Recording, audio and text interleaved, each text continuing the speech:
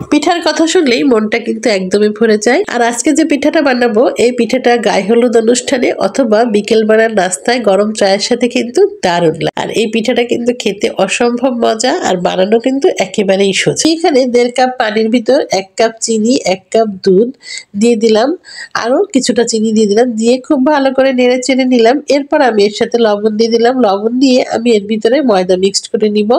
ময়দা দিয়ে আমি একটা খামির তৈরি করে নিব।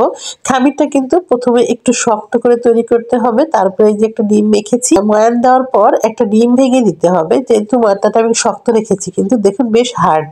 এরপর ডিম দিয়ে মাখালে এটা কিন্তু বেশ মসৃণ হয়ে যাবে এবং অত্যন্ত নরম হয়ে যাবে। এটা কিন্তু এই নরমটার জন্য এটা বেশ মুখরোচক হবে এবং খেতেও অনেক ভালো লাগবে। খুব ভালো করে ময়ান দিতে হবে, বেশ অনেকটা সময় নিয়ে। আমি প্রায় 12-14 মিনিট সময় নিয়ে এটা ময়ান দিয়েছি।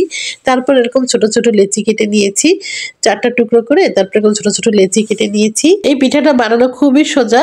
অল্প একটু ময়দা নিতে হবে, নিয়ে হাতের তলায় এরকম 2 হাতে ঘষা দিলেই বেশ লম্বা একটা হয়ে যাবে দড়ির মতো। এটা একটু পেঁয়াজ দিয়ে দিলেই একটা বেশ একটা সুন্দর একটা পিঠার পাপড়ির মতো হয়ে যাবে।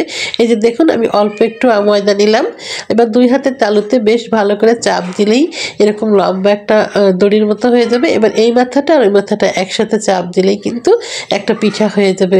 এই পিঠাটা কিন্তু একটা ফুলের মতো 4-5টা মিলালেই কিন্তু একটা ফুল হয়ে যাবে। এভাবে করে আমরা প্রত্যেকটা পাপড়ি তৈরি করে নেব। একেবারেই সোজা কিন্তু, তাই না বন্ধুরা? একবার দেখলেই পারবেন, খুবই সোজা। আমিও প্রথম ভাবতাম যেটা মনে হয় খুব কঠিন, কিন্তু যখন বানালাম দেখলাম যে একেবারেই সোজা। তো আপনারা দেখলেও খুব ভালো পারবেন।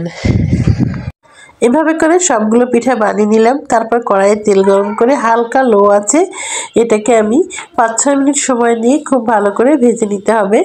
একটু ভালো করে ভাজতে হবে, কাঁচা কাঁচা যেন না থাকে। বেশ একটু গোল্ডেন করে ভাজা হলে এটা কিন্তু বেশ মচমচে হবে। আর যদি আমরা সাদা সাদা রাখি, গোল্ডেন না করি, তাহলে কিন্তু এটা নরম নরম থাকবে, খেতে কিন্তু অতটা ভালো লাগবে না।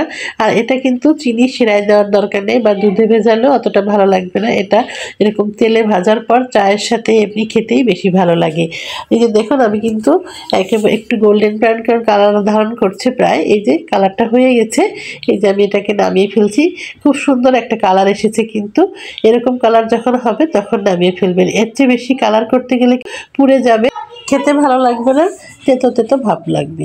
এই যে আমি আরও 1 ব্যাচ দিলাম, আবার এরকম 2-3 ব্যাচ হয়েছে, আরও 1 ব্যাচ দিলাম। এটা যখন ভালো করে গোল্ডেন কালার হয়ে যাবে তখন আমি এটাকে নামিয়ে ফেলবো। আমার একটু ঠান্ডা লেগেছে, কথা বলতে বেশ সমস্যা হচ্ছে। বলো, এই যে আমার পিঠা বানানো কিন্তু একদমই কমপ্লিট।